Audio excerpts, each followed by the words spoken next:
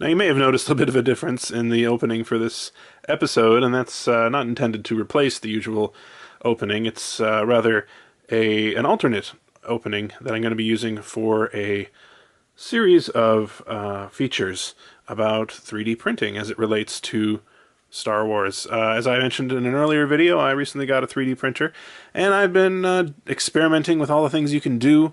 There's all kinds of models and other projects that you can download and print. And the first one I looked for, of course, was Jabba the Hutt. And there's not a huge amount available out there, but I did find this model.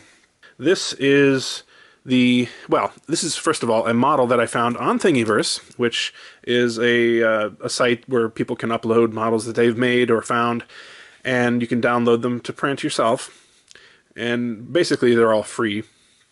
This I could not originally tell what it was because the person who had uploaded it did not really label it as such, and they made a sort of a sample model that was very small and difficult to see the details. But as it turns out, this is the Jabba the Hutt from Disney Infinity 3.0, the Star Wars version. This is, as far as I can tell, taken directly from the game. Someone basically, you can rip it from the PC version of the game and just sort of upload it for 3D printing without much changes. I was really excited to see that because, you see, Jabba the Hutt in the game is a non-player character. He is in the game, and he's got a fairly major role, but he's never going to be a character that you can control.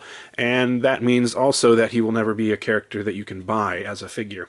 Now, as you may know, if you've played something like Infinity or Skylanders or any other game like that, the games have figures that you buy in the store, and then you take them home and you put them on the base of the game, and that allows you to use that character in the game. And mostly just because of his size and because of other reasons, I suppose, too, Jabba is not going to get that treatment, and there's never going to be a figure of him made, I would assume. However, because I have a 3D printer, I now have a figure of that Jabba. And, I was really happy about that. One thing, though, I noticed right away was, especially when you print it big like this, he's got a lot of facets on his body. He's kind of got a geometrical, computerized look to him. And, it looks cool. I actually really like this this look. It looks cool, but it doesn't really look like this in the game. In the game, he looks more normal, like a cartoon character, and you don't see all these facets. And I think a large part of the reason for that is that they cover it with textures, computer graphics that obscure a lot of these triangles and things. So, what I decided to do was to use my very shaky 3D modeling skills and create a smoothed out version of this model. And I did that with this right here. This is actually the version that I made with all of the facets and everything removed. And I think it came out surprisingly well, especially because I don't really know what I'm doing for the most part. I'm still learning as I go, but yeah, nice and smooth. This looks a lot more like what he looks like in the game. I really like this mouth with the tongue inside and everything like that. But I printed this at the highest resolution that my printer can handle, which is 0.1 millimeters, a tenth of a millimeter for each layer. And it came out really nice and smooth. You can barely tell that there's any kind of layering. And I was really happy with it. It took quite a while. I can't remember exactly how long to print, but these are the kind of things where you basically have to set them overnight. So, with this success, I decided to go ahead and paint it. In fact, I printed off his throne as well. I did sort of mimic the color scheme from the game, but I didn't try to make it exact or anything. I just sort of did my own thing a little bit. The throne, I did not alter, but I think it came out pretty well. And, it's already angular to begin with, so if there are any facets or anything, it's not really that big of a deal. One thing I did notice, though, even when I printed it quite large at this scale, the rings in the gargoyle's mouth did not print properly. They were just all sort of squiggly, and then they broke off right away. They clearly weren't really designed to be printed that way. So what I did was to replace these with metal rings, and then I painted it Painted it all. And, of course, we got Jabba here as well.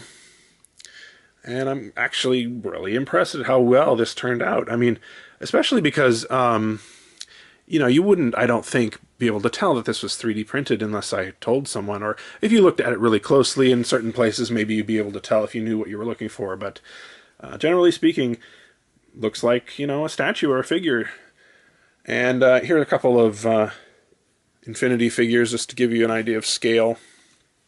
I think in the game they show Jabba as being really quite large, and maybe larger than he actually should be relative to humans, but I think this is a nice scale for him. I couldn't really print it any bigger on my computer, or on my printer rather, so I'm happy with this. I also printed off this sign that you saw in the intro, and this is done with MakerBot's app that they have. I don't remember what it's called, but it just allows you to put in text and you can add a little message that way. So anyway, this is the Disney Infinity 3.0 Jabba the Hutt. And as I say, I want to do a whole series of sort of projects like this having to do with 3D printing. There are all kinds of, well, Star Wars in particular is popular with sort of 3D printing enthusiasts, it seems, because there's really a lot of stuff out there. And models you can print and paint. There's prop replicas you can make, that come with lots of different parts that you have to assemble.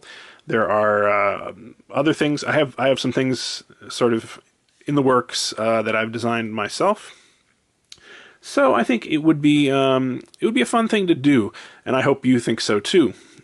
If you have any questions about 3D printing or about well, anything to do with this really, or if you have any comments or suggestions for projects you'd like me to tackle, I can't guarantee that I'll be able to do it because these are often rather time-consuming projects, but I will certainly take it under advisement, and I'd certainly like to hear what you have to say.